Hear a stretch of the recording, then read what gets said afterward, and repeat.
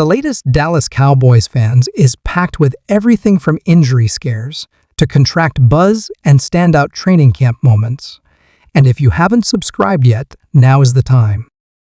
We're just 50 subscribers away from hitting 218,000, and I'm betting at least 50 people watching right now are part of that group who've been watching without hitting the button. Subscribe for daily Cowboys updates, because this camp is unfolding fast. Let's start with the most pressing news, Tyler Guyton.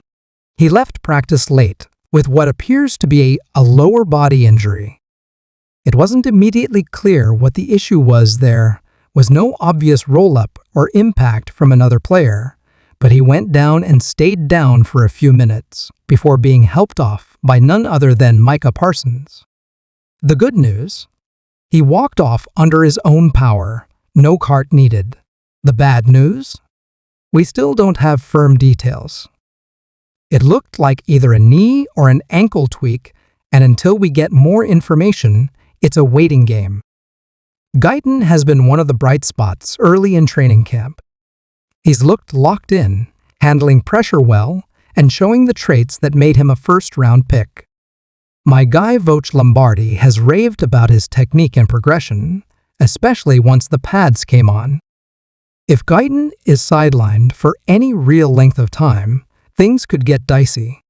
We're looking at guys like Asim Richards or even Nathan Thomas stepping up, which is a massive downgrade in both talent and experience. So, for now, we wait and hope it's minor. Keep an eye on the pinned comment. We'll update it with a short or a fresh video if any details come through. In the meantime, drop a TG in the comments. Think of it as our version of a digital prayer circle. Brevin Spanford's camp trajectory also took a hit. Brian Schottenheimer confirmed the rookie tight end is set to miss a couple of weeks with an ankle injury. That's a real setback, because Spanford was making a legit push to overtake Luke Schoonmaker as the TE2 behind Jake Ferguson. Ferguson, fresh off a new contract and clearly cemented as the top guy, isn't moving anywhere. But TE2 was supposed to be a battle. With Spanford out, Schoonmaker's position is temporarily safe. Though he hasn't exactly lit things up, John Stevens is also ramping back up, but we haven't heard much from Princeton Font. Spanford's absence is frustrating, but if he can return by week 1, he should still be a factor in the rotation. On the defensive side, Andrew Booth was stacking solid practices until he came up limping and exited early. Based on the reports, it seems like a soft tissue issue, maybe a hamstring or groin. Nothing confirmed yet, but it's the kind of injury that tends to linger. Booth was finally starting to flash the promise that made him a second-round pick and had earned public praise from Schottenheimer. This injury kills momentum, and the Cowboys' cornerback depth isn't exactly overflowing with healthy, proven guys right now. Let's shift to contracts, because there's a lot brewing. We've already talked about Jake Ferguson's deal, but the Cowboys may not be done. Tyler Smith could be next in line, and there are signs something is in motion. His agent, Joe Panos, who also represents Tyler Guyton, was at Cowboys practice this week, spotted chatting with Stephen Jones and Adam Pacifica. That is not a coincidence. You don't bring your agent to camp to talk shop unless you're laying groundwork for something. Smith has quickly established himself as a foundational piece of this offensive line, and getting him locked in long-term would be a smart move. Ethos sponsored today's show, and as someone with a growing family, I'll say this plainly: life insurance matters. If you've got people depending on you, you owe it to them to be prepared.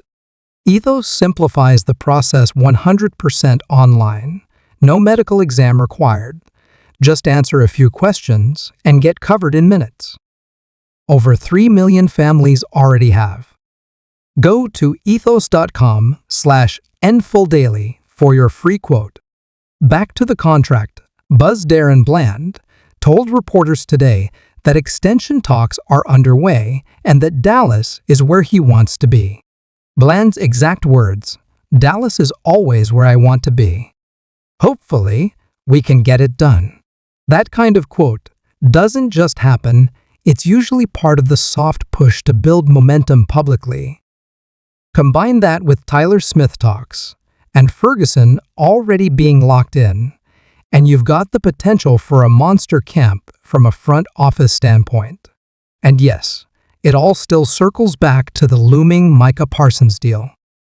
Stephen Jones was asked directly about the Parsons situation this weekend after the Ferguson news. His response? "We want to pay Micah too. He's got to want to be paid." And just like that, we're back in the same frustrating cycle. This is what Stephen Jones does. He downplays the urgency and subtly implies the player is the holdup, when in reality, it's the front office dragging their feet. They did it with CeeDee Lamb. They're doing it now with Micah. The logic doesn't track Parsons is holding in, which means he's clearly trying to get paid. Saying he has to want it is nothing but deflection. We've seen this dance before.